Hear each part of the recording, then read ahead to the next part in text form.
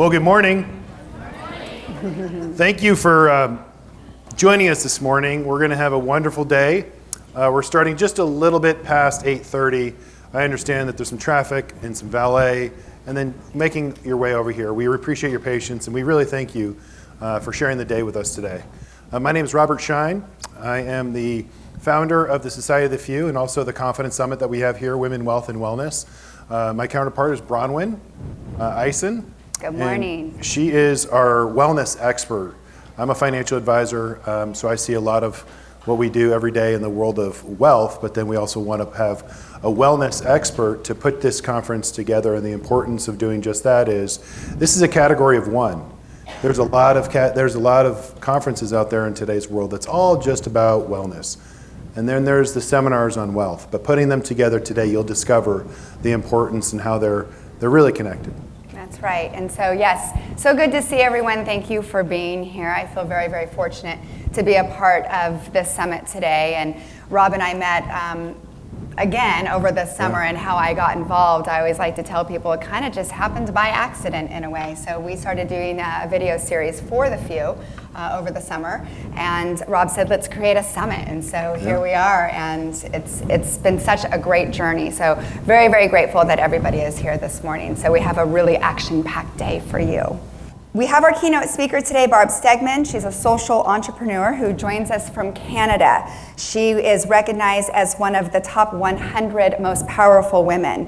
And today, each of our speakers have so much to share about networking, negotiation, and improved self-care as well. And Barb Stegman will share today about turning your dreams into reality and how she got her business where it is today. So the Confidence Summit today will be rich with invaluable information for you, and we hope that you can apply that here in the new year. So it's such a great way to kick off the new year. And plus, we'll have a lot of different surprises throughout the day for you. And so you won't want to skip out and leave early. You'll want to stay all day. You're definitely going to want to stick around for this. Yeah, we have a lot of fun stuff ahead. So, but really, this conference is really all about and inspired by your story, Rob. And with that being said, though, but before we even get started, it's commonly been known that men are the economic powerhouse. And you're here to kind of debunk that. Yeah, so there's a lot of information out there these days, especially in the headlines, the press, and just what's the general thought. But the reality of the situation is 51% of women actually control the wealth in the United States today. And over the next decade, it'll be over 67% of controlling the wealth in the United States. That's right. And so this is great news for us ladies, right? So something for all of us to look forward to. It also, research is telling us that financially related stresses lead to all kinds of problems. So they can lead to anxiety, depression, sleep deprivation, eating problems, relationship issues, smoking, substance abuse, and all of those things that come along with stress. So I'm sure each of us have a story to tell, and when it comes to having maybe a trouble with our finances or even our personal lives. And but Rob, you're going to share your story. Yeah, and before I do that, I want to do special thanks to everyone that made this possible today. We have a wonderful day planned for you from all of our panels later on and all of our speakers, and from the moderators to the steering committee to all of our partners. We just want to say special thanks, because this just doesn't happen by accident. So this is just a wonderful, beautiful place, and every attention to detail. And Diane is in the back, so everyone. Diane is the director of the conference, and she says, don't single me out. But I'm going to do that like several times today. Just a wonderful job, and we're truly grateful because you all are here. Our goal here today is to provide not only value, but ignite inspiration from within, so that you have not only the empowerment, but the more tools, and we'll teach you techniques, and we'll make barriers and breakthroughs in your personal life. And as Browyn was indicating, both wealth and wellness are really interconnected and related in so many ways. And I came up with the 7 keys to financial wellness, and I'll talk about that in one of our panels. But we also have 14 other panelists that are just experts in their field, and we're so excited that not only they're joining, but you're going to hear from them today. As Browyn mentioned, we're all going through something, right? Financially speaking, or in life. And it doesn't matter. I'm a financial advisor. I own a wealth management company. And I'm in the industry. But I do remember, my personal story like it was yesterday. My dad, I come from a very traditional family. My mom raised two boys that are both in the financial services industry. She stayed at home. My dad was very traditional, came over from Europe in 1953, and he managed the finances, and he also retired at the age of 70. And at the age of 70, not only was he very traditional, took care of the finances, but he said, don't worry, everything's all set. Everything's all taken care of. At 70, he retires. 4 months into retirement, he was diagnosed with stage 4 cancer. At that moment in time, I remember that phone call so vividly that all I could think about is my mom prepared? Is she prepared? 9 out of 10 women will be solely responsible for their own financial future at some point in time in their life. I am the father of 3 daughters. My daughters are here today. My wife is here today. My mom is here today. And I have 7 nieces. This is very, very important to me. Because my son and I really don't have a voice, but we just added 2 extra dogs, so maybe that'll help. But it's a real issue, and I'll go through in my presentation today how you can empower yourself, learn the tools, the barriers, the techniques to break through. My mom went through that story very personal, right? She was learning not only what the doctors were telling her with the Mayo Clinic on how to care for my dad, but she also had to learn all about the world of finance, estate planning, and working with the CPA. It's just too much. It's too much if you have a degree. It's too much to do on your own. She was fortunate enough to have my brother and I to help her. But the true reality is, we're all going through something, and life is going to happen. But you have to prepare yourself and starting today. And it's not overnight. You're not going to run out here tomorrow and go change the world, but you're going to do it little by little. And today's going to be the day that you're going to make the start, and we're going to show you how. Browyn, you have a story too as well. Yes, I do. And I also have my family here, part of my family, my mother and my daughter are here. And some of you have already heard my story, but for those of you who have not, in 2008, which can probably be either a good memory or a bad memory for you, but in 2008, our country witnessed and even endured financial crises in this country, and I was definitely no stranger to any of that. At the time, I was married, and my husband and I, we owned a mortgage company, so that should tell you a lot. Yeah. Oh. Yes. So we owned a mortgage company, and I had a toddler and a newborn, and with being in that business, we rose up very high and had a really nice lifestyle, and on the outside everything looked really good, but then when that economy crashed, it definitely all came tumbling down. We lost our home, and I ended up with no car and no money.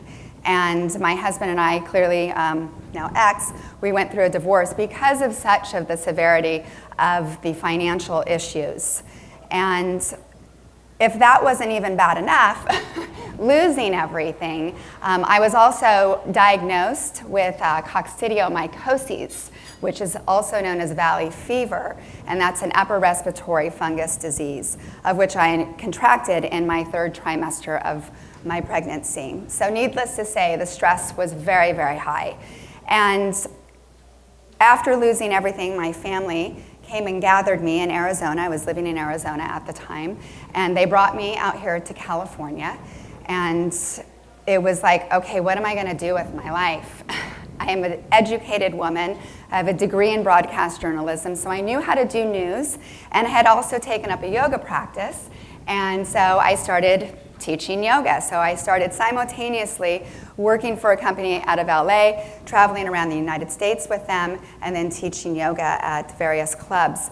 But it was still never quite enough of an income to help raise children on. And really, it wasn't my family's responsibility to care for, especially financially, for 3 other people, especially when they didn't expect it.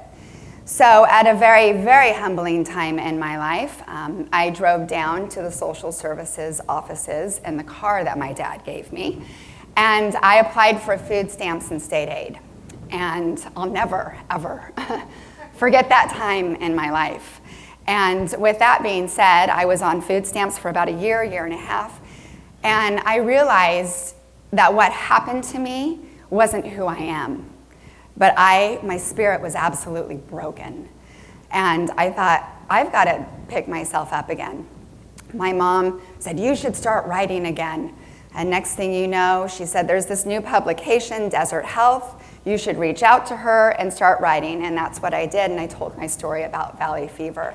From there, I ended up getting the courage to start a yoga business out of Empire Polo Grounds, where I was given an opportunity there to start classes, got the courage to start a brick and mortar with still no money on a shoestring budget, and made it happen with friends and family. So I feel very, very fortunate that I've had such incredible support from family and friends, but also from you as a community. So I think that networking and having community is so vitally important, and it's one of the reasons why we are having this here today.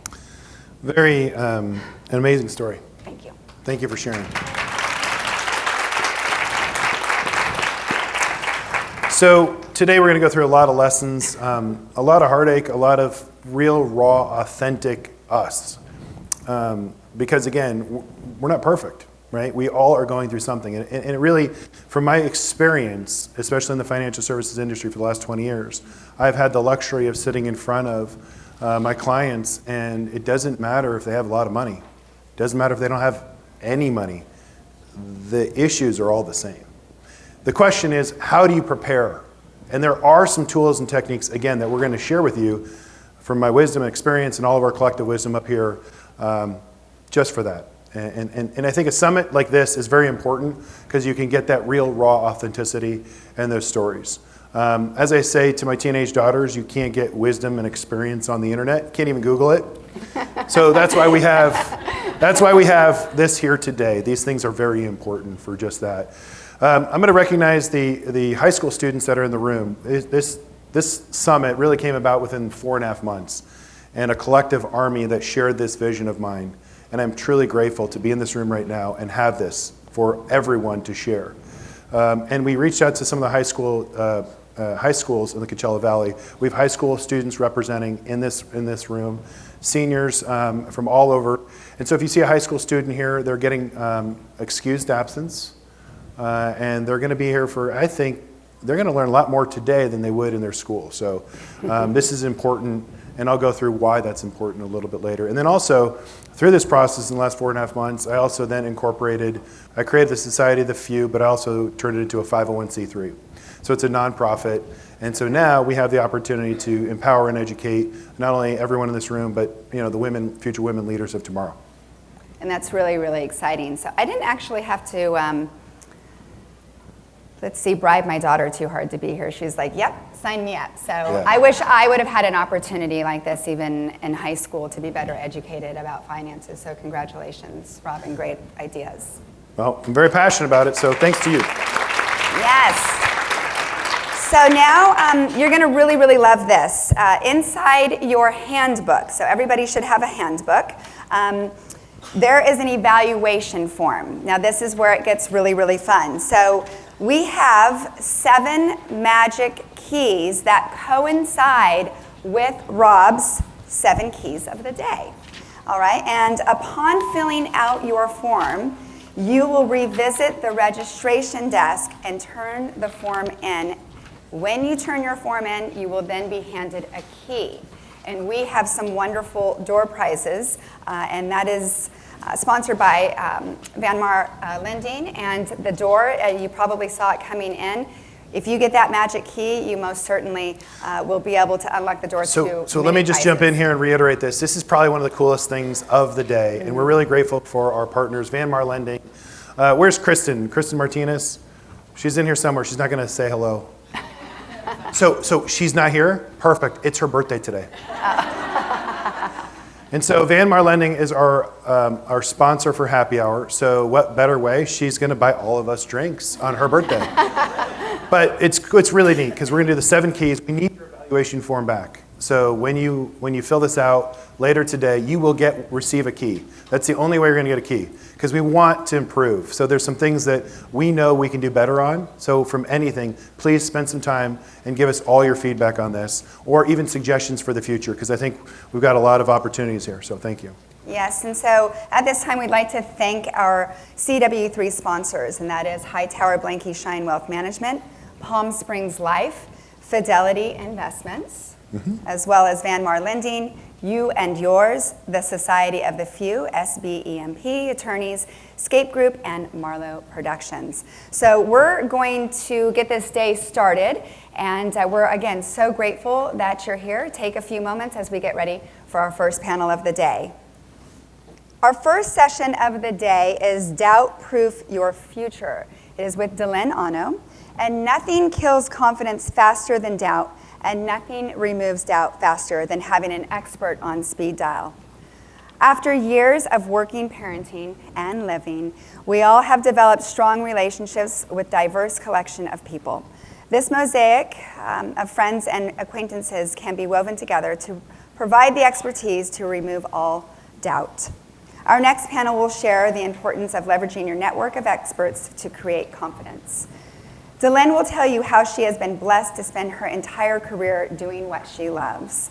For almost 25 years in corporate America, she worked with businesses preparing them to succeed in multi-million-dollar contracts, awarding more than $10 billion to businesses, large and small, all over the world.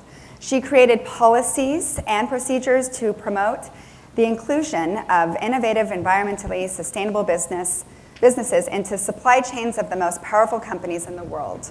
And today, as a business owner herself, she leads a team of operational experts that provide environmentally sound solutions for energy, utility, and construction industries. Her network of friends, colleagues, and business contacts spans the globe, and something she considers one of her most prized possessions. Please welcome panel moderator DeLynne. Thank you, Mark. Thank you, Browyn. Good morning, and welcome to our panel on doubt-proofing your future and building a network of confidence. This panel came together because as I was researching this topic, Rob and I met, had coffee, researching the topic, and I found a quote by Susie Chasm, and it says, "Doubt kills more dreams than failure ever did." And I thought to myself, that's so true, and yet that's so sad. I'm not afraid of failure. I screw up daily, pretty much, and my children point that out. But I think to myself how sad it would be if I was too scared to continue to try. So the quote prompted a conversation in our planning group. And we thought to ourselves, how do we make sure doubt doesn't enter in to kill our dreams? And we figured the best way to do that, to remove that doubt, is to have an expert in your corner, right? Isn't that the best way to not have to worry about something? It's to make sure that you can pick up the phone and call someone that can give you the answers. So on that note, I'm going to introduce you to some experts that are now in your corner. And I'm going to do this in wait, I got to make sure I get this in the right order. Hold on. All right, I got this. I'm going to start from my left. Now, I am challenged with right and left, but if you drive behind me, I will get it right. But to my immediate left is, and I'm going to read it because I don't want to miss anything. You guys are going to want to know these ladies. Valerie Powers-Smith is a powerhouse. She practices in the area of trust, estate, probate, special needs, and elder law with the largest and fastest growing full-service civil law firm in the Valley, Slovic, Barron, MP, Murphy, and Pinckney. I had to write that down. And although she grew up in Pennsylvania, she's found her home here in the Coachella Valley. The area suits her lifestyle of health and fitness. Today, she finds herself with a rescue pup, a polo pony, and a career that allows her to step into her greatness. Between polo, fitness, and a booming legal career filled with clients she loves working with, Valerie has a network of amazing people she educates and learns from every day. And she's agreed to share some of her networking insights with us today. Valerie Powers-Smith. Diana Marlo is the embodiment of strength of networking. She is a master at developing high-energy community partnerships, has been named one of the most interesting and influential women by CV Weekly, and holds the 2018 and 2019 Women Who Inspires Us Award. Her role with top-tier car brands weaved the love of her community with her marketing expertise and created world-class fundraising events. Diana's events, including the Desert Women's Show, which I already have my wristbands to, by the way, are must-attends for anyone who's anyone in the Coachella Valley. Most importantly, and I can say this from experience, there isn't a more genuinely caring networker than Diana Marlo. She values everyone who comes into her orbit, and they are better for being there.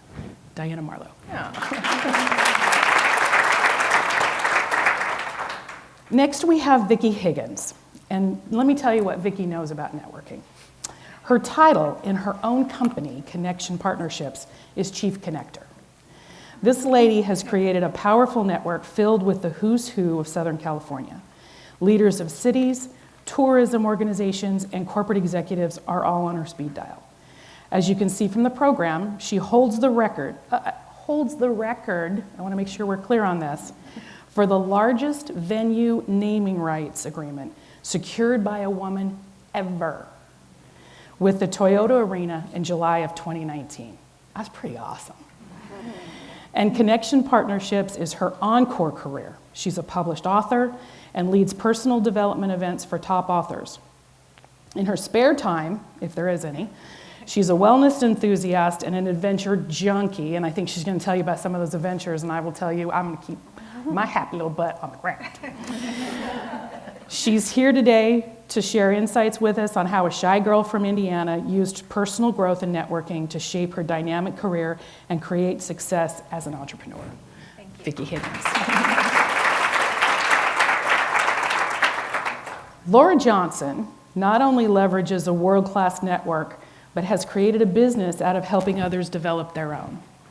Nowhere are more friendships cultivated than in a welcoming environment with unique spirits flowing. And as the owner of You and Yours Distilling Company, Laura saw a gap in the market and relentlessly worked to fill it, making friends with spirit legends along the way. She is in Forbes 30 Under 30, was awarded Best Local Spirit by San Diego Magazine, and is quickly becoming a new legend for others to inspire to. She is here to share her secrets for networking in a very established industry. So, Laura Johnson. So now I'm going to sit because I'm actually wearing heels today. And so we thought we would talk about why networking mattered in our careers. So we're going to start with the question for each of these lovely ladies. Can you please share your background in more detail, because all I did was hit the highlights, and why networking is important in your lives? And we're going to start with Laura. Oh, goodness. Well, to start off, the liquor industry, as I think most of us can imagine, is an incredibly difficult and highly regulated space. So, I mean, You and Yours wouldn't even exist without an extensive network. I essentially graduated from college. I did my undergrad at University of San Diego.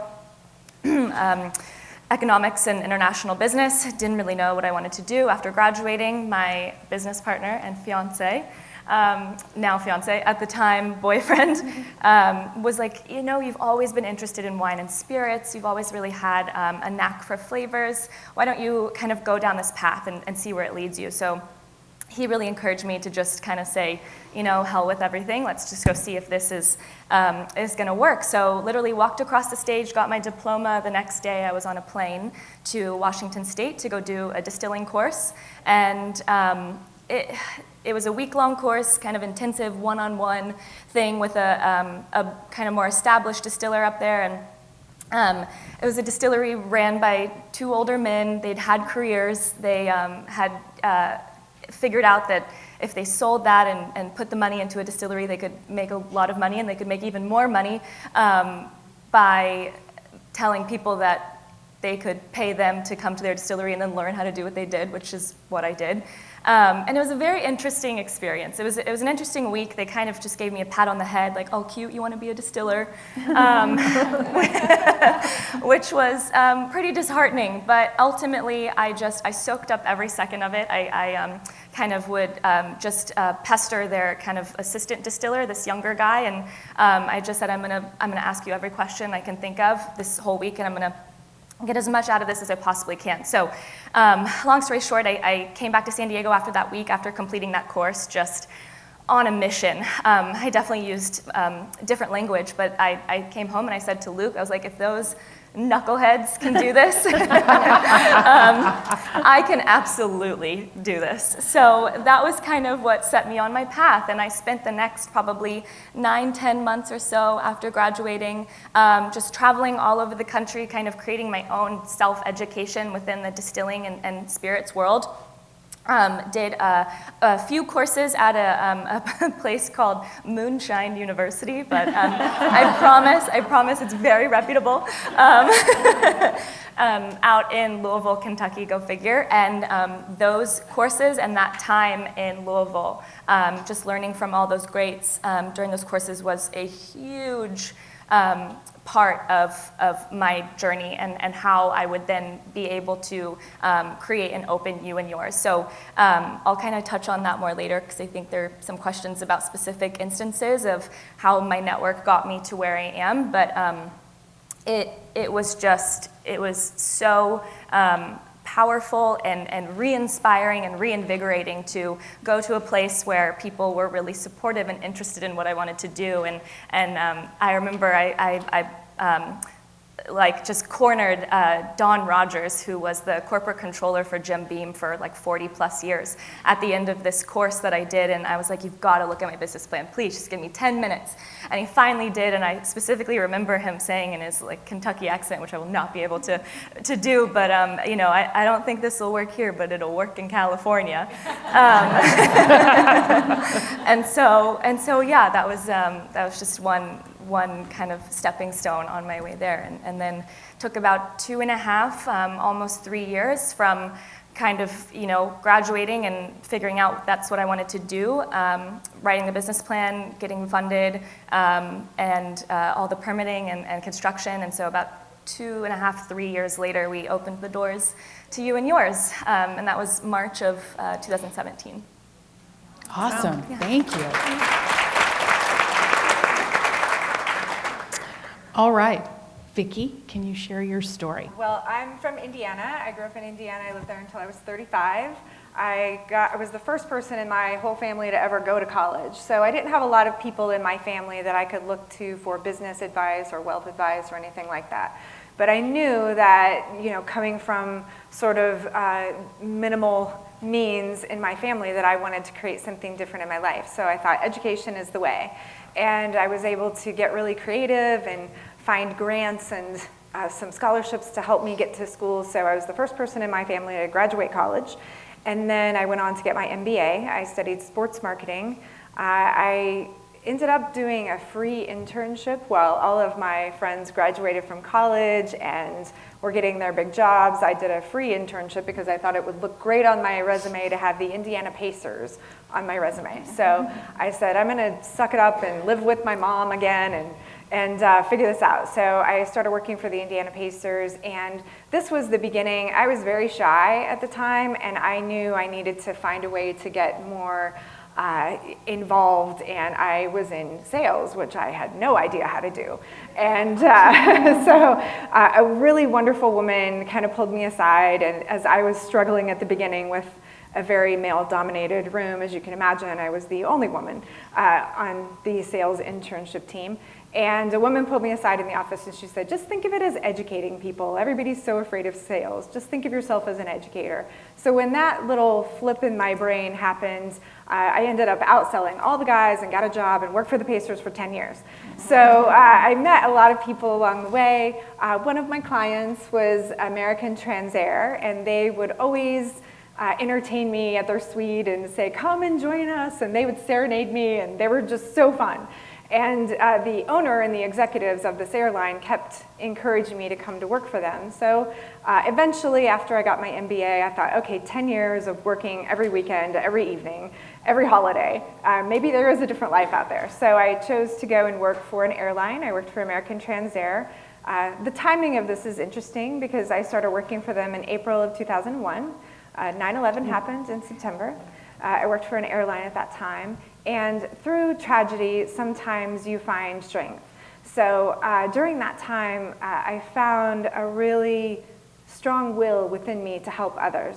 So we created some programs to help firefighters and first responders. We turned on some things throughout the whole country with our relationships with the Convention of Visitors Bureaus and the firefighters and police and first responders in many of those cities. And it was really heartwarming and a really amazing journey for me.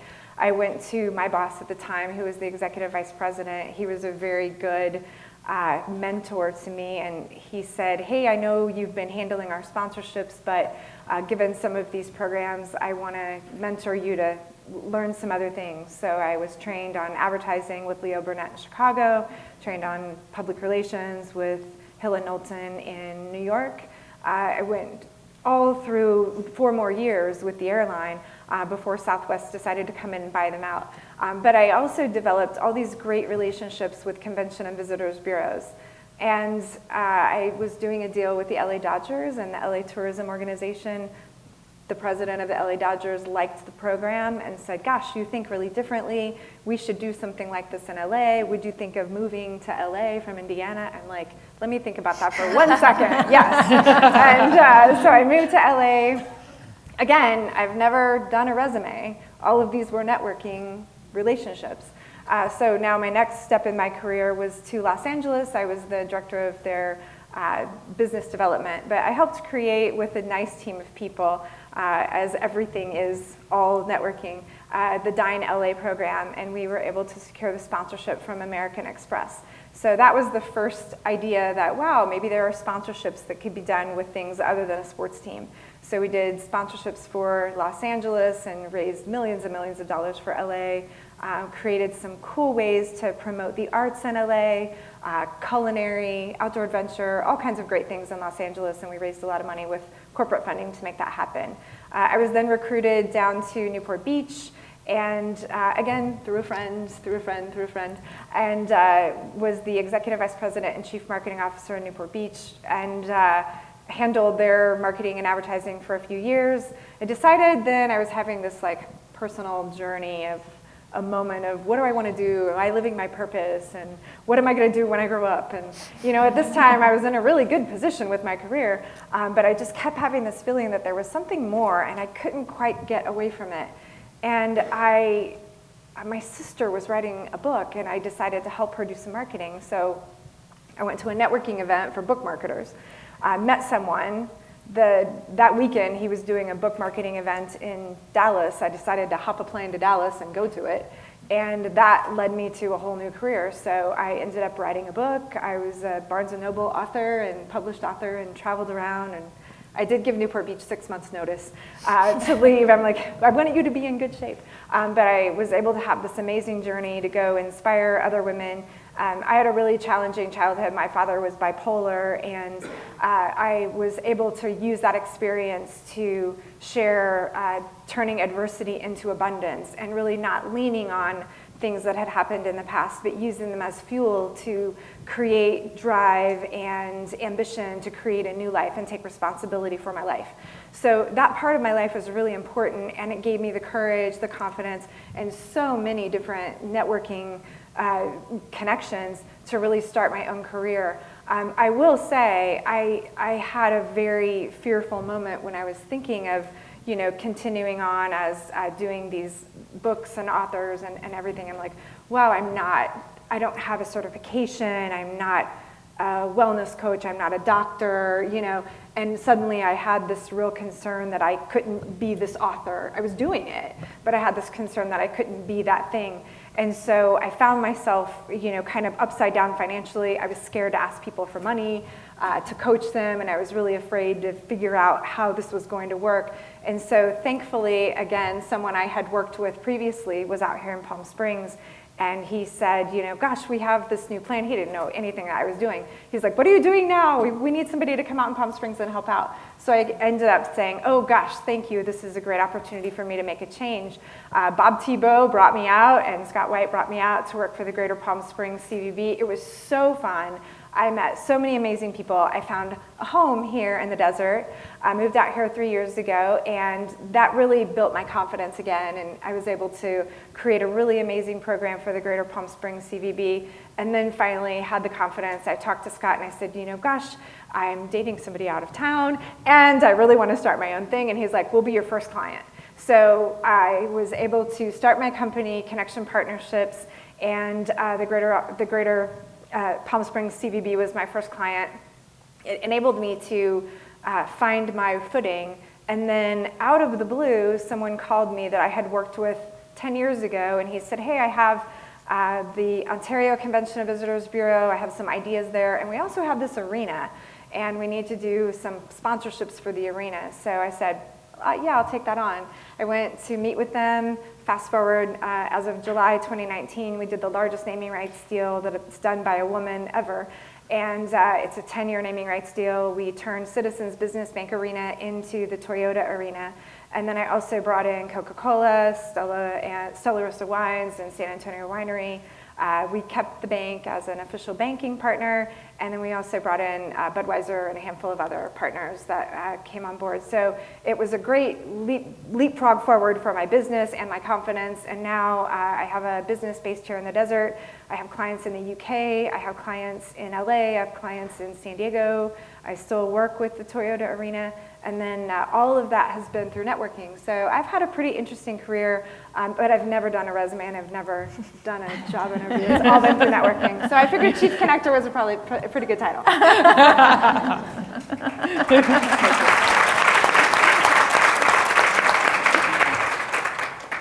Hi, Diana. Hi, DeLynne. I love hearing these stories. I do too. You know, there's such a common thread. We all come from different backgrounds, and there's such a common thread.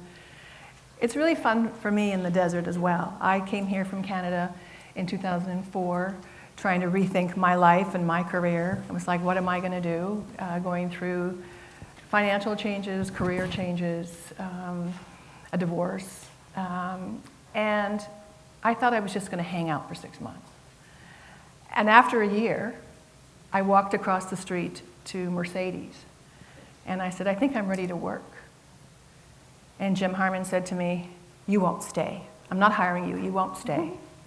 I said, I'll give you a year. Go, you won't stay. Well, 10 years later, I took on 12 car brands and ended up at Desert European, Mercedes, BMW, and all of them, and had a blast. And it integrated me into this desert, and I met so many wonderful people. I don't know if there's anywhere else in the world you'll meet so many sincere people. I mean, it's such a pleasure to work with so many. I don't even know if I don't like anybody here. You know, there's just so many people to like. Like you think, oh, you must not like someone. No.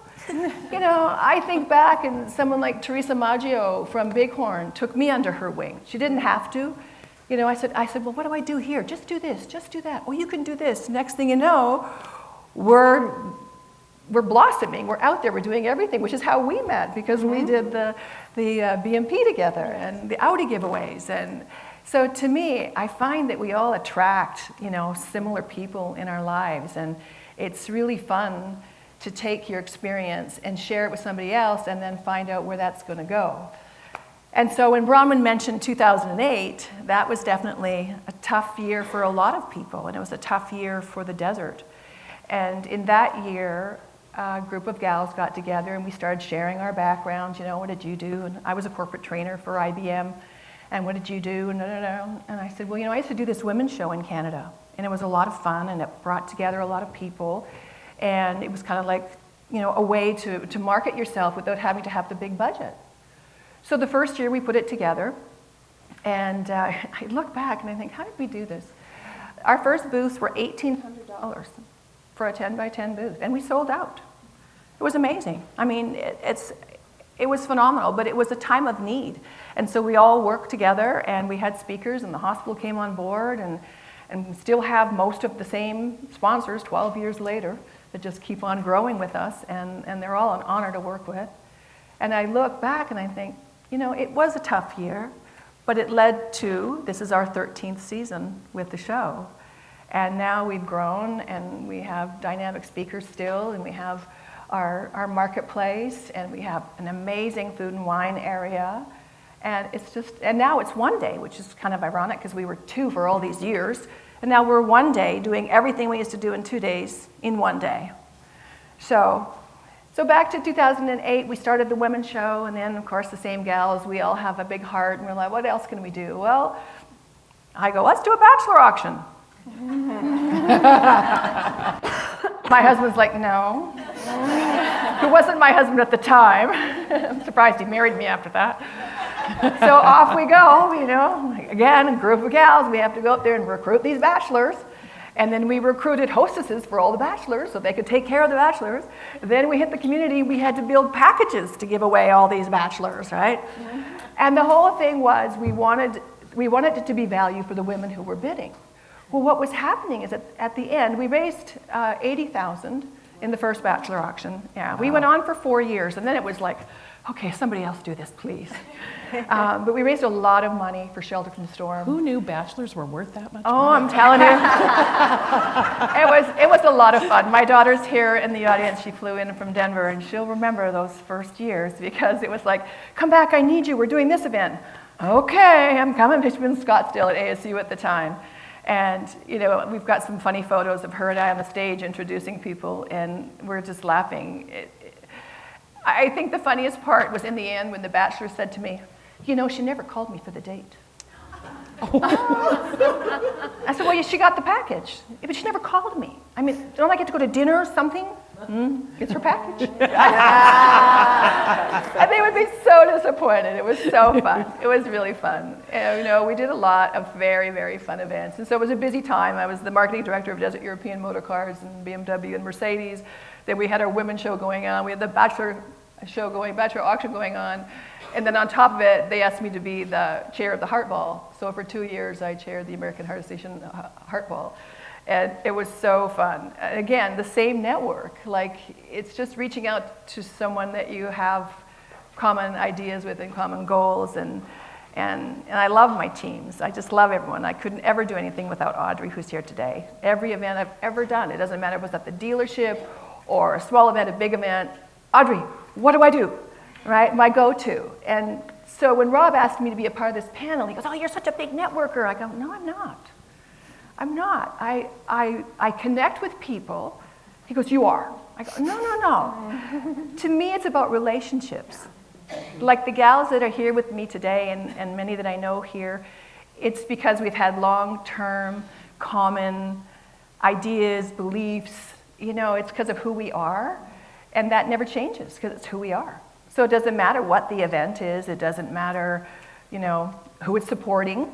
Because if we're doing it together, then we all believe in that. And that's what makes it happen. It's never an individual.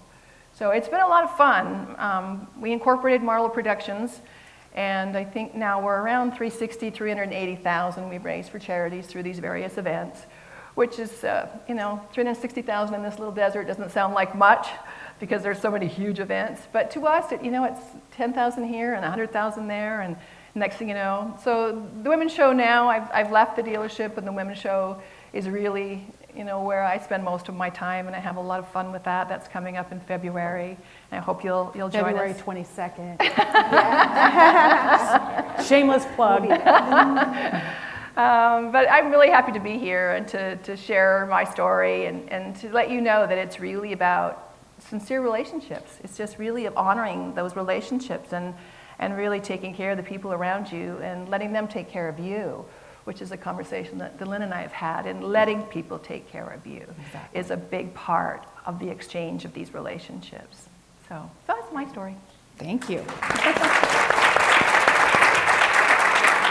And Miss Powerhouse. I'm making this face because I'm like, why am I last? Because I feel I would never. It was just the luck of the draw. I would never say this about myself, but I almost feel like my career journey is boring, and it's because I was so directed as you know from our conversations, at a young age. So I'm listening to all of these. I went to school for this, but the day after I walked across, I did that, and you've had like 25 different careers, and you're constantly reinventing yourself. But everybody knows from the intro, I'm an attorney, and at a young age, my parents say that at age 5, even though I was a medical professional family, I said I want to be an attorney.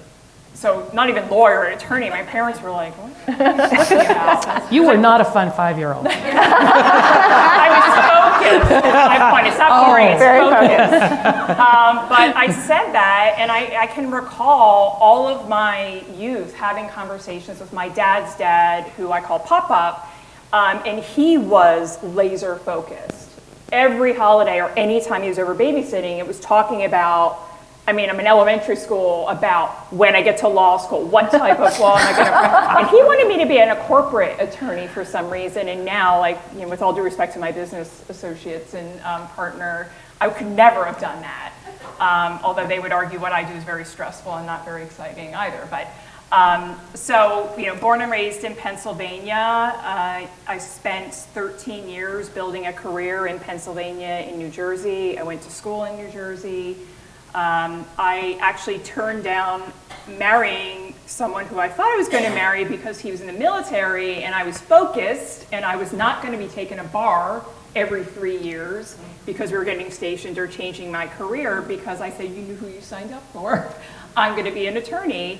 Then I ended up marrying someone who said to me, Matt, I can do my job anywhere. I've got a cell phone, a laptop, and he dragged me cross country to California several years later. My career started very traditionally in terms of clerking for a judge. Anyone who's from the East Coast, very buttoned up as an attorney. We're much more laid back here, and I had to learn that when I came out here. But worked for a judge, and then I found myself recruited by a law firm to build a healthcare practice. And so now you can see the medical is coming back in, homage to my family. I also went to medical school for 4 years, also to give them a kickback, auditing.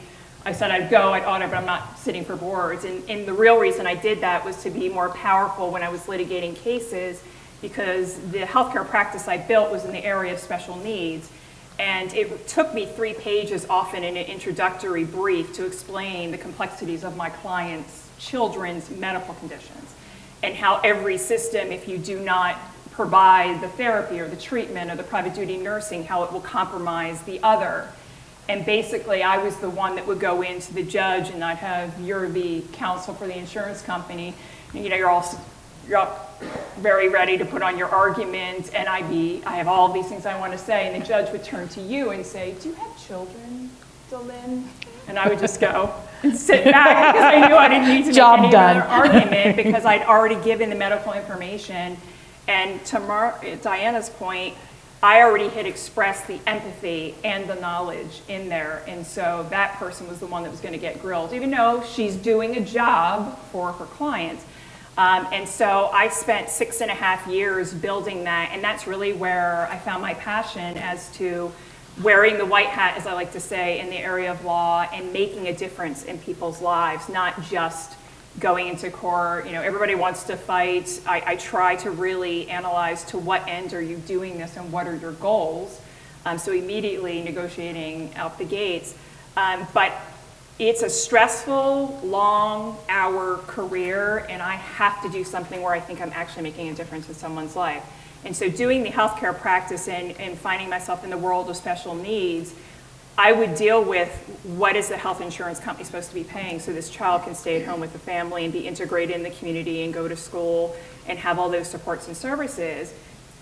But then I would see the parents were so deer in headlights because they're dealing with every single day keeping their child alive, or is the school doing what the school's supposed to do so my child's making meaningful progress and is going to have a chance? And then I can't even think about what happens when they're an adult and I'm not here, and what happens to my other children, the adult siblings. Can I rely on them? Do I not want to have to rely on them? And so then that sort of parlayed into the area of estates and trusts, because I thought, I can't just insert myself into this world, solve your healthcare problem, and then not have you secure for your future. And so out of that was really born a more expansive estate trust process, because then I'm starting with the babies, and then guess what? It's the full circle. I used to always say to my dad, as he was aging, and unfortunately he's no longer with us, but his last 11 years, he constantly was in and out. He'd be great, then he'd be dying on me, then he'd say, sorry, I just died, like, don't do it again. And I just said, Dad, it's the full circle. You start and you end in diapers. And he's like, I hope I don't. But my whole point is that I am driven by trying to give my clients confidence to share the most intimate details of their life so that they can then have some peace of mind that they thought about it, that they were able to be honest and candid, and someone will hopefully be there after them to be able to carry out their wishes and make sure that that happens.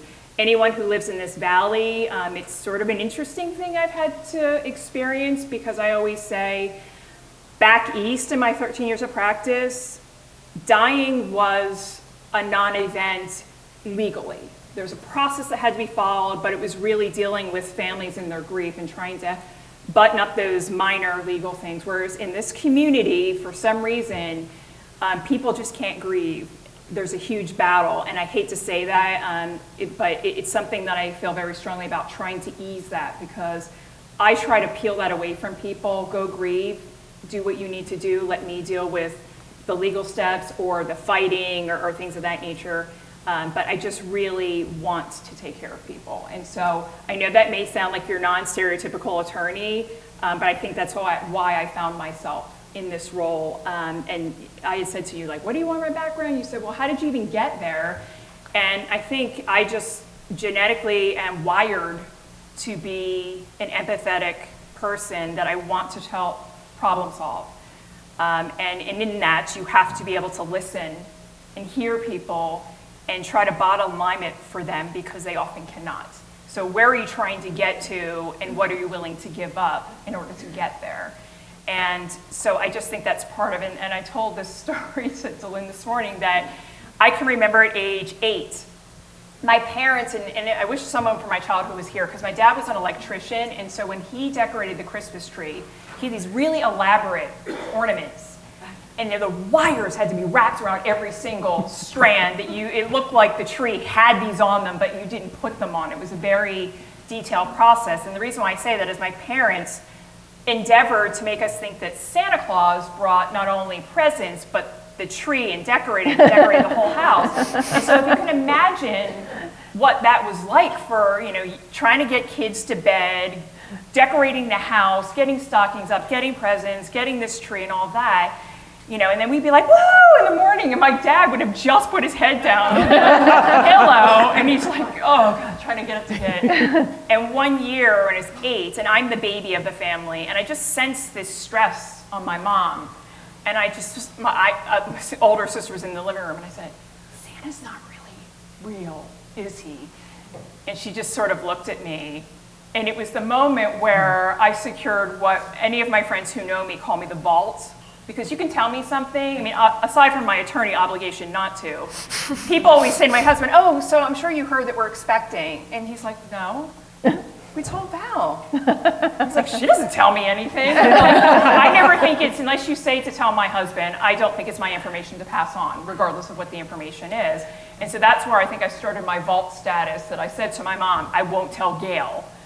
She took me upstairs, secreted me to her bedroom, shut the door, and there was piles of gifts to be wrapped. And I furiously started wrapping everything for her. And that continued for however many years, I can't remember now, when my sister, we told her the jig was up, but,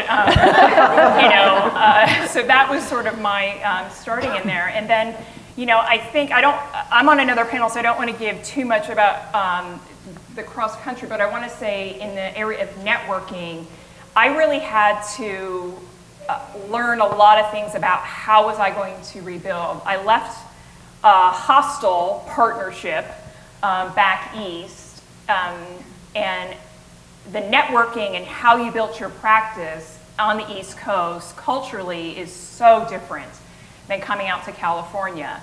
I always was I am a private person, but I was fiercely private, and I had this massive crowbar from professional I mean, I drove an hour and a half each way for 10 years from my work to where I lived because I wanted to be able to go to from the gym or work out or whatever it was, and I didn't have any professional interactions. And that may sound anti-networking, but that was my safety net, and that's where I like to operate. When I came here, I remember somebody saying, that's not gonna work here. You're going to have to let people know who you are because you already have an image as an attorney and a female attorney. There's already a preconceived notion of who you are and how you operate. And if you don't let people in to know that you are so not that person, you're gonna have trouble building out here. And so a friend of mine forced me onto Facebook.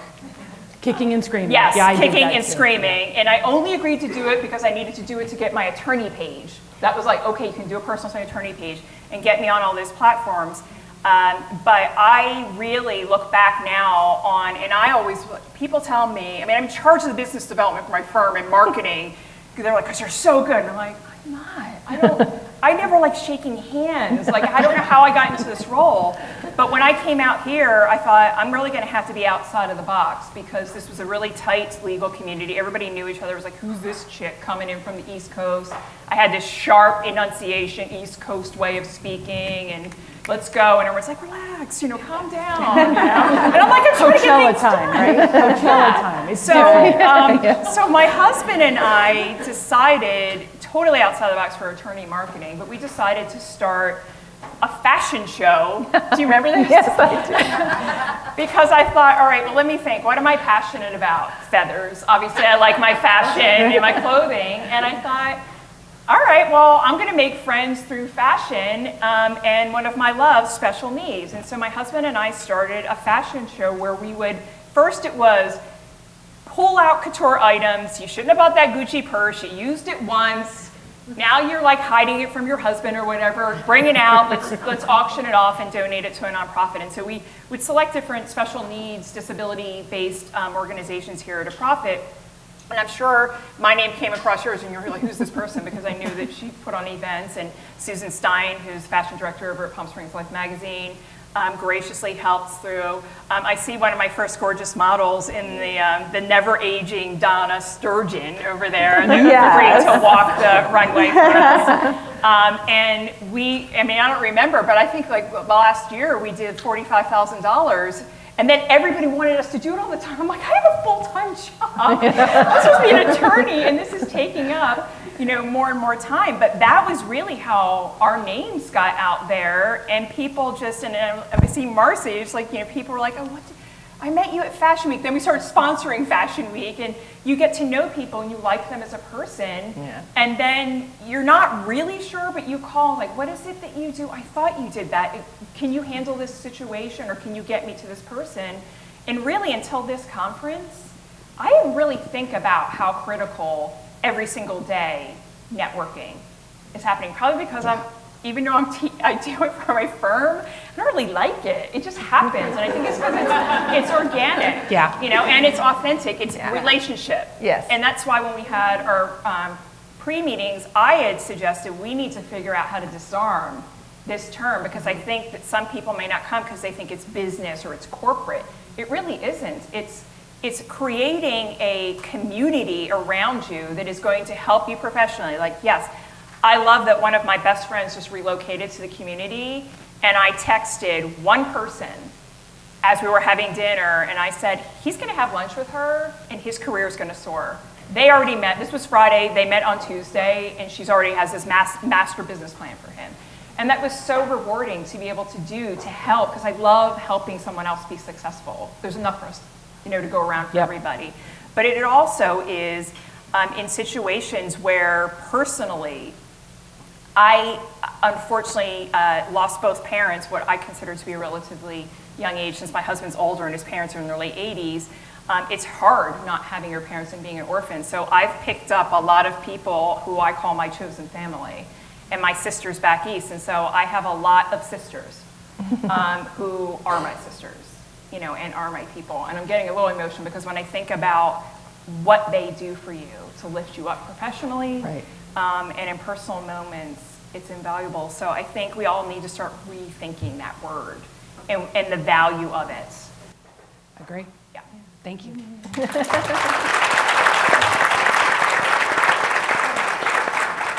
So I spent 25 years in corporate America, and I got to spend, I say all the time that I had the best career in the world. I got to spend other people's money.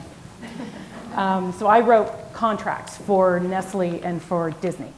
And over the course of my career, it's been, I added it up and I went, you know, I can't put that number down because that just sounds braggadocious. I can't put that number. But it was well over $10 billion. So it's fun spending that kind of money. But what I did along the way that was amazing is I wrote contracts for companies all over the world, which means I got to go inside manufacturing organizations all over the world. So I got to see how people worked everywhere. The relationships that you get to build when you walk through the door, and everyone in the organization is putting their best foot forward, because nobody knows my name and nobody remembers my name anymore. But what they saw was on my business card, I had a Nestle nest or I had Mickey ears. And you automatically care about their business, because who would believe that Mickey Mouse doesn't want you to succeed, right? You've been told that since birth. Mickey is happy that you're here. And so you walk into the facility and somebody inevitably pulls you over to the side and they say to you, you know, we don't look like this every day. We've been preparing for you for 3 weeks. And my answer is, I know you have. And this is the best this facility is ever gonna look. And if this is not what I want you to look like, then I'm in trouble, because this is the best this facility is ever gonna look. But what I got to do is I got to spend time with those people, the people that ran those organizations, and we got to talk about their business, and we got to build a better business. Because my objective, my goal, my job was to award contracts and make sure that businesses were successful. So I actually, that show, The Profit on TV, yeah, I lived that for 25 years. I got to go in and make sure that organizations were strong and ready to get that contract. And what that does is it means every time I walked into a facility, I rolled up my sleeves and I worked with them. So I made some really, really good friends all over the world. So it's my 50th birthday, and I was born in '63, which means the Queen and I celebrated our 50th Jubilee together. So my husband, my sister, my brother-in-law had never been to Europe, so we were gonna do this European tour. I'd spent time in, because of my job, I've just been blessed. I've never worked a day in my life.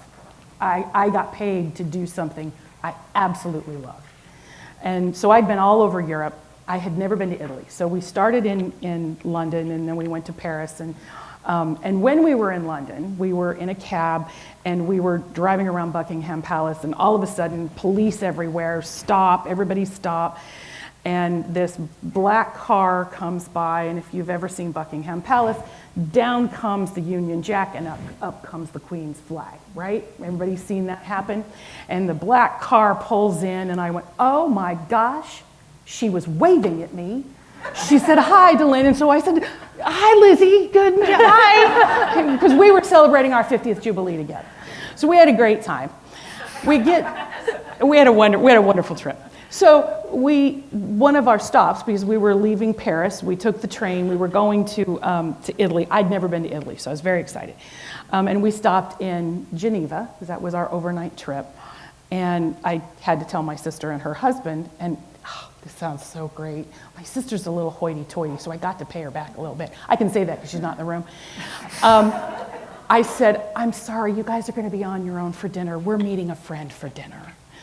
Because Nestle's headquartered in Vevey, Switzerland, which is just on the other side of Lake Geneva. I'd spent lots of time there, and one of my closest friends was now in Vevey. So I actually got to call her and have dinner with a friend. And I just felt so important, because I got to tell my sister, I'm sorry, you're on your own. We have friends. So, over the course of time, kind of like Vicki, I don't know that I ever wrote a resume. I always had to write a resume when somebody said, you're going to speak, we have to write down what you've done. And I'm like, oh, God, I got to write this down? I don't know, can't you just look at my LinkedIn site? I've told you everything. So life has kind of been for me this wonderful working together with people, and nothing bonds people quicker than when you're working together. And so I think that while we can consider them people we work with, when you're in the trenches with somebody, you develop a relationship that really stands the test of time. So that's my quick background. Do I have a little more time than what's on the clock, or do I have to be done when the clock's done? So we can. Well, we have another question, and so I guess we'll quickly get through the question. And I think some of you have answered this, but I think it's really important. Very often we think about network as how we can, or at least, let me rephrase that. I think, and I'm going to be gross generalization. I think women hear the word network and we think about how we can help other people, right? The other people that we know that we can help. I think sometimes we forget that our network is there to help us. And so I think a couple of you touched on how your network has taken care of you. But I'd like you guys to give us an example of when that's happened. When you've needed someone and you've had to reach out and tap on the shoulder of someone in your network. Laura, can you share a time when that happened for you? Sure. We were, I think, at least 6 months late on our build-out, on our construction project for the distillery and tasting room. Just made a huge mistake with our contractor, ended up suing them after the fact, but they had basically finished half of the project. And so we had this beautiful tasting room, this distillery space, what have you, but no distillery. So they had, so they had somehow finagled that, like, they never said that they were going to pull electrical and plumbing to the actual production floor. They were only doing the tasting room. And I'm like, well, that's like, who was going to do that then? And so anyways, we were finally, we had our health permit, we had our ABC, our TTB, everything. Construction was done, but I didn't have any product. And so Luke remembers this. I was just so down, and it was such a rough period of time because we had worked so hard. We were finally there, and I had been really blessed by the kindness of another distiller. At the very beginning, when I kind of first decided that I wanted to do this and be in this industry, I just showed up very uninvited to every single San Diego Distillers Guild meeting there was, and just kept going and introducing myself and reintroducing myself and reintroducing myself at every meeting. And through that, I had made connections with a gentleman who had a distillery out east in Spring Valley, and so he was kind enough to lend me his equipment to basically do my R&D. So to do my recipe development, we launched with our 2 flagship spirits, Vodka and our Sunday Gin. And so I had the recipes, but I didn't have any product. And so I felt like I had kind of worn out like all the kindness from him, and I just was adamant about not going back to him and asking for more help. And of course, Luke was like, just effing call him. Just call him. What are you doing? And I didn't want to reach out. It was definitely pride, but I was just definitely so overwhelmed and just exhausted from finally getting this place open. And then there was still this huge hurdle, and I just called him and I was like, hey, can I come do a batch at Liberty Call? And he was like, yeah, sure, of course, obviously. And I just remember hanging up the phone and just crying. Was that so hard, Laura? Was that really that difficult? And so, through just showing up to those meetings and just, talking to him and working with him and just accepting his kindness and help, we were finally able to open the doors and have those 2 products that I had spent so much time developing, and actually to have them there. Maybe they weren't made on our premises. Actually, do not tell ABC that happened. But we did it, and all it took was a rough phone call. So that's one of several examples. Oh, nice. Awesome. Thank you. How about you, Vicki? Sure. Oh, so many times where my network, my network has taken care of me. But one in particular is I worked 20 plus years in the corporate world, and I had this idea that I wanted to start my own business, and I was terrified, but I had a client And I had a second client that was coming on, and I knew the marketing side of the business, but I really didn't know how to actually like start a business. Like there are so many other legal pieces and financial pieces and business, IRS pieces and all of these things. And so I reached out to a couple of people kind of reluctantly because I was a little intimidated by them, but they were in my network, and I didn't know them very well, but I knew they had helped other businesses start up, and I also knew that I needed to know more than I knew, and I wasn't going to be the person that could wear all the hats. So the beginning of my business was just that really humbling experience of, I know one element of this, like I know how to make my clients happy, but there are so many pieces to this business that I just am not going to be able to do. And so I really asked people to be on an advisory committee. I asked for help. I reached out to people who were successful in their own businesses or had had their own businesses and said, you know, gosh, I don't know how to do the bookkeeping on this, or I don't know how to do the financials on this, or yeah, what are the pieces that I need to give to the IRS? You know, like I don't want to get my company in trouble because I just don't know something. So I really utilized LinkedIn a lot. I really utilized people that I knew and could at least ask them for help. And it was really kind of by the grace of connections that I was able to like get my business up and going while I was working so hard on trying to make sure my clients were happy. Like I was trying to do the work of all of the things that needed to be done, but it was really my network that helped kind of take care of me and give me that blueprint that I needed to build what was going to be a business that was more than just me consulting. You know, I needed to have a corporation and articles of incorporation, all these pieces that I just didn't know. So it was really my network that came to save me and you know, say, hey, make sure this is your next step. It was nice because it wasn't overwhelming. They didn't say, here are the 18 things you're going to need to do, but they said like, oh, okay, where are you? And here's your next step, here's what you need to do. So I leaned on, honestly, like probably 7 people pretty strongly to help me get going and make sure I was following all the right rules and get everything up and running. I'm so grateful to them because if it weren't for them, I wouldn't be in this position now. I mean, the Thriving Company, I'm blessed beyond means, and I'm so, so grateful because I could have never done it on my own. And I am kind of by nature, when you grow up like I grew up, but you didn't want to ask for help, and I didn't want to, I was very much a perfectionist, and I just was like, I can be Superwoman, I can do it all. And I found out really quickly that I could not do it all. So I had to just really humble myself and lean on my network, and they really took care of me to just, there were definitely moments of tears and like, what, I got this IRS letter, I don't know what to do, you know? And so they were really helpful to like get me, you know, up and running and you know, to the position that I'm in now. My company is only like 24 months old, and we're rocking and it's going great, but now I'm in this whole next phase of, hey, can you help me hire people? You know, and so they've really been a blessing to help me throughout so many moments of my life, but that was just one of many. Awesome. Thank you. Diana? Networking. You know, I think of personal stories because as a mother of 3 and 2 divorces in my background, there was a lot of this in my life. And there's many times when I didn't know what to do. I didn't know who to turn to. I didn't know, you know, what do I do now? I've left my husband, I've got 3 kids in tow. What do I do? And at the time I was a real estate agent in Canada. And I decided, well, again, reinvent myself. I started doing corporate training, and I worked closely with Stephen Covey and the 7 Habits of Highly Effective People, and developed a program that I offered to corporations. And that helped me a lot. That helped me as a person. I mean, I loved teaching, but it taught me. It gave me what I needed.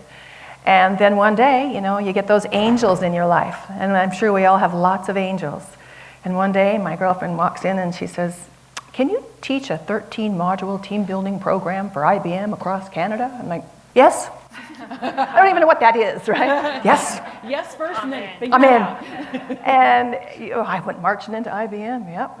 And the next thing you know, I'm traveling across Canada. I'm teaching this program to their executives, and I'm loving it. And it's like exactly what I was doing in the corporations, but it was one big client. And it was nice because, I had money to have people stay with the kids when I traveled, and life started to change. And it was fabulous. And actually, when that program ended is how I came to Palm Springs.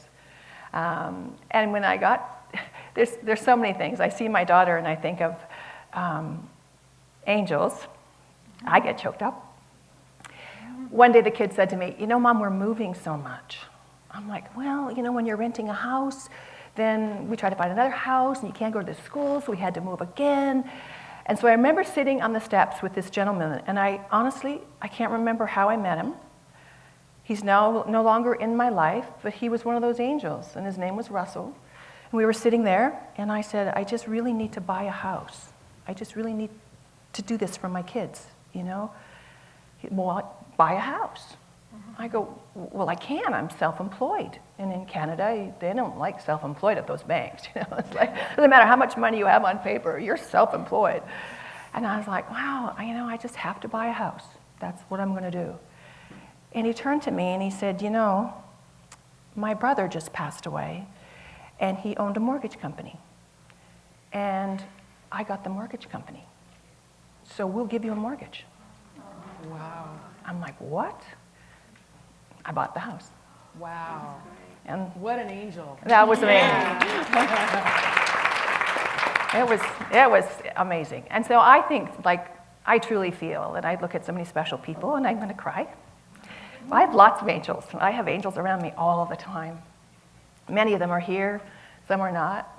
But I'm very fortunate. I think coming to Palm Springs was one of the best moves I could make. And it took me a couple years to decide to stay, but when I did, then all of these people came into my life, and they are my relationships and my network. And I value them. I think that it's really about those sincere relationships and then trying to be an angel for someone else, whether it's Secret Santa or, I think at Christmas I thought it would be fun to pay for some lady's grocery in line, and I left and she didn't even know who it was. And she had a little kid in tow, and this kid wanted a toy, and I'm like, oh, I could do this now. I have a little bit of money. I can do this, So I secretly paid for her. I bought a gift card, and I left it with the cashier. And I got in the car, and I cried. I was like, she doesn't know who it is, but that's what we do. That's who we are as women and human beings, and we love doing that. And sometimes it's hard to accept it back. Yeah. So, yeah. So lots and lots of angels in my life. Thank you. That's nice. Thank you. Well, I'm going to try to get through. Rob's probably like, why did I choose to impanel all these women who can't stop crying?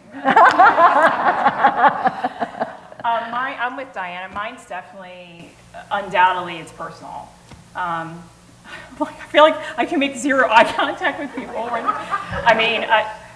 I told a story yesterday, and I'm not trying to be rude. I'm trying to look down so I don't get emotional, but my mother and I were extremely close. We were like one person, and when I was 30, my mom got diagnosed with cancer. We didn't have any cancer in our family. We didn't understand how that was even happening, and 3 weeks later, she was gone. Oh. And my friends did not know what to do because I'm the fixer. I'm the one who helps everyone, and I was profoundly broken. And I remember sitting on the edge of the bed one morning saying to my husband, who, without him, and this one person, I'm going to say how she showed up, I would not be here. But I said to him, you are not equipped to fix me, and I cannot ask you to do that. And I'm looking into his sweet eyes, how desperate he wants his wife to be able to find a way to go on. And saying, and for the first time in my life, I cannot fix me. And those who know me, again, going to the private, I'm the one who you tell the story to. I'm the one who figures out how you're going to do that. I'm not the one who does that with you. And so my husband's getting all these SOS calls. You have to get Valerie to go see a therapist and talk about this. And my sister being like, you gonna shower? You gonna get out of bed? And I'm like, if you knew my sister, it was demoralizing that she was telling me, Miss Fancy Pants, are you gonna get out of bed and have a shower? But because my husband was getting so much pressure, I agreed reluctantly to go to this grief counselor. So, I'm sitting there again, this private, pour my heart out to him for an hour, and he's trying to find out, what's your baggage? Because I guess that's, with all due respect, if there's any therapists in the room, they're looking for an issue. And I'm like, no, did really well in school, great, in athletics, nuclear family, love my parents, love my sister. We had dogs, I have friends, no one bullied me. Relationships don't always work, but like I always got out of them without a lot of pain and, everything's fine. My issue is my mom died, period. And then he responds to me and says, well, who's really an expert in grief? And I go, off the edge of my tail, and my husband's like, oh, shit. Sorry, I was like, beep. So he's like, oh my God. This is live. I can't even believe at this point. He's like, attorney is now in the room, no longer grieving daughter. And I go, you are! And I start like cross-examining him, and my husband's like, oh my God, I gotta get you out of here. But so then we go into the car, and it was the first time in 8 weeks that I laughed. And it was also the first time in my entire life, I won't say it, that I said the F word. Because my mom didn't like that. My mom would be like, I'm so mad, I'm gonna spit tax. And we're like, oh, look out, Betty,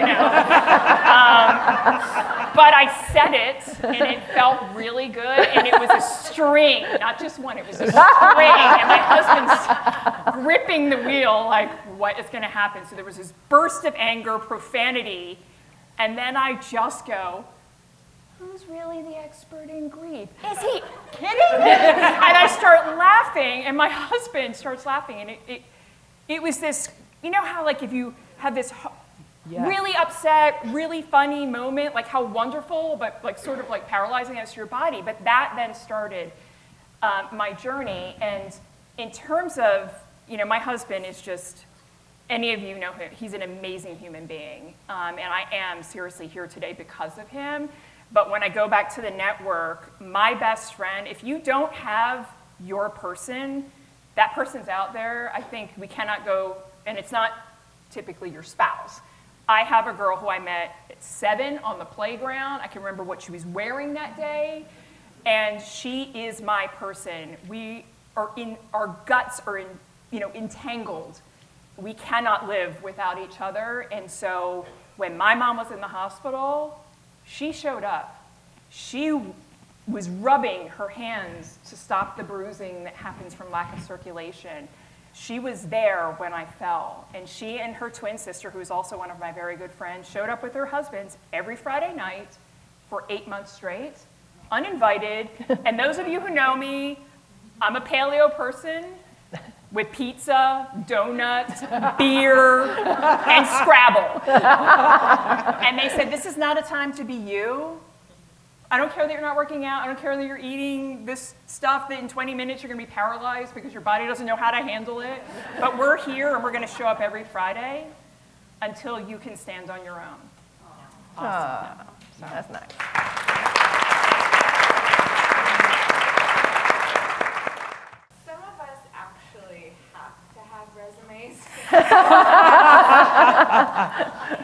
And it can be intimidating to go out there and network. And I do like the idea of kind of reframing the idea of networking and sales and putting yourself out there. So for those of us with resumes trying to expand or maybe shift or change our careers, what kind of advice would you have to kind of take that foray into that networking? Okay. I think the most important piece of information on your resume is that which expresses who you really are. All the things that you have done will show the tools that you bring. But I think that for me personally, when I've had to do a lot of hiring, I look to see who the person is. Are they going to fit with our team? How do they think? Are they involved in the community? Especially in this community, because everyone in this community does something somewhere, and there's so many events. But I think it's like Val said, when you are involved in so many things, they'll take that resume for you somewhere. Same thing when I came here, I walked across the street. I didn't have a resume, but it led to a lot of things. And to me, it's your network because they know you, and asking those people, to put that resume out or to read the resume, which my daughter's done with me. She'll send me her resume or whatever and say, what do you think of this? And I think the human qualities that you put in that resume are the most important. And I was going to say, I think that, so my story, which we didn't get to, but I think that the most important thing for us to remember is raise your hand when you need help. Throw your hand in the air. Because this is a group of people, I can tell you, I hire people all the time, and I'm always looking for people. And the reason I do that is because you just don't know what's going to happen. So I think the best thing you do in these groups when you get a chance to network is say, I'm looking for something. And if I don't know somebody, I probably know somebody who needs somebody. And so I think to Diana's point, say to people, when someone asks you the question, what do you do? Because we're all going to go to lunch, right? And you're going to go, so what do you do? And you're going to say, well, you know, I do this, but I'm really looking for a new opportunity. What do you do? And what would be your advice if I wanted to get into your line of work? And, you know, nothing starts a conversation faster than asking someone to talk about themselves. And so I have an extrovert child. That was the one that moved the podium. And I have an introvert child who, he does my operations, and he'd rather not talk to anybody. And I make him get out and meet our clients.